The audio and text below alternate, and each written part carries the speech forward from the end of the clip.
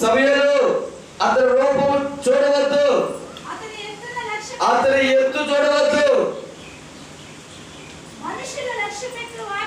మనుషులు లక్ష్య పెట్టు వాటిని యెహోవా లక్ష్య పెట్టడు. హల్లెలూయా, హల్లెలూయా.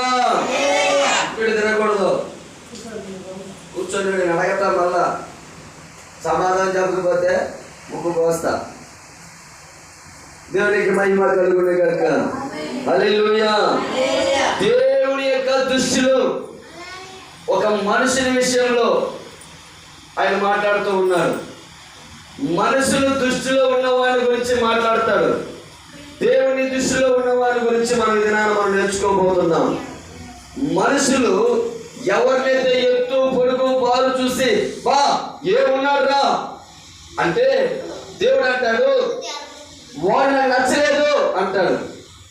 అంటే మనుషులకు నచ్చితే దేవుడికి నచ్చడు అంటాడు. ఏమంటున్నాడు? సువార్తం తల్లి, మనుషులకు నచ్చితే దేవుడు లక్ష్య పెట్టాడు. మనం ఏమనుకుంటున్నాం? అందరూ నన్ను చూడాలి, అందరూ నా హైట్ చూడాలి, అందరూ నా అందం చూడాలి, అందరూ నన్ను చూడాలి, నా పొట్ట చూడాలి, నా హైట్ చూడాలి అంటుంటారు. కానీ దేవుడు ఏం చూస్తున్నాడు?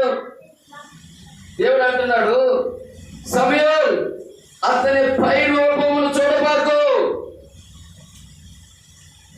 అతని పై రూపం చూడబాకు.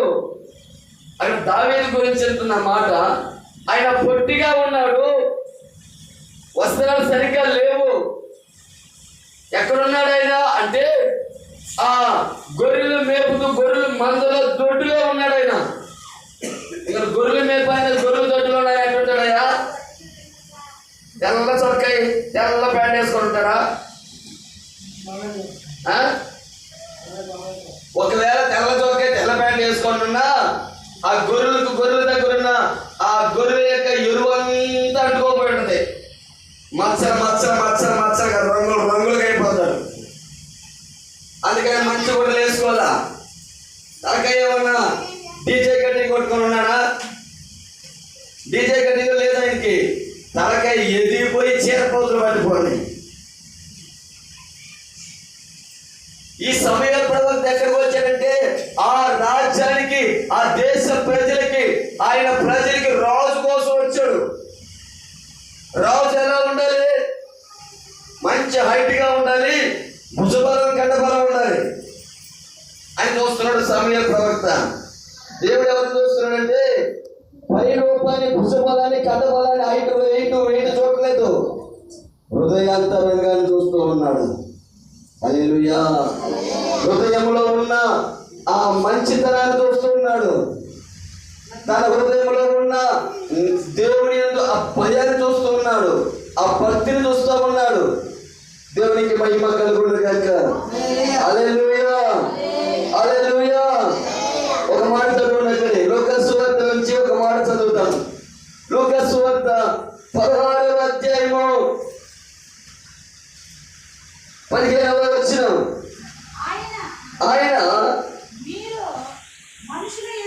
మీరు మనుషుల ఎదుట నీతిమంతులని అనిపించుకుని వారు కానీ దేవుడు మీ హృదయములను ఎరుగును.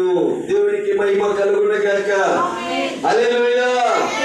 ఆయన అంటున్నాడు, మీరు మనుషుల ఎదుట నీతిమంతులు అనిపించుకుంటున్నారు. మీరు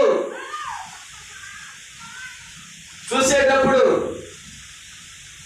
కానీ మన దేవుడు బయట ఎలా ఉన్నావో చూస్తాడు, లోపల కూడా నువ్వు ఎలా ఉన్నావో, ఎలా చేస్తున్నావో, ఎలా బ్రతుకుతున్నావో, ఎలా మాట్లాడుతున్నావో, ఎలా నీవు నడుచుకుంటున్నావో అనేది కూడా ఆయన చూస్తాడు. మనుషులు చూసేటప్పుడు గొప్ప భక్తిపరులుగా, భక్తివంతులుగా మనం కనిపిస్తా ఉన్నారు కొందరు. కానీ లోపల చూస్తే వాళ్ళ అంతరంగం చెడిపోయింది. దాని గురించి ప్రభు అంటాడు, గొర్రె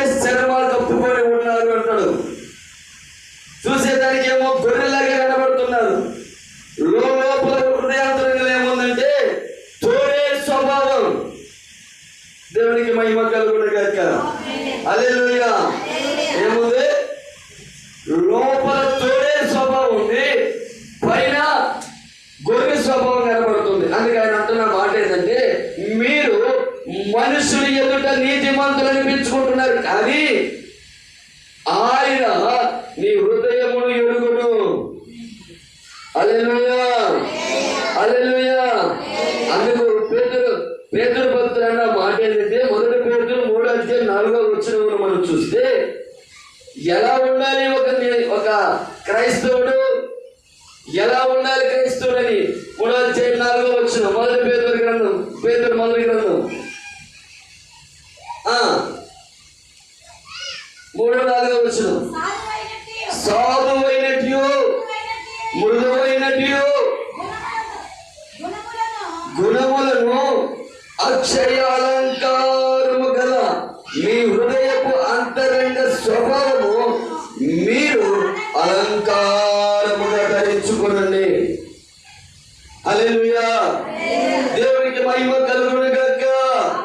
ఆమేన్. మనుషులు ఎదుట నీతిమంతులు అనిపించుకుంటున్నారు, మీరు అలంకారం ధరించుకోండి.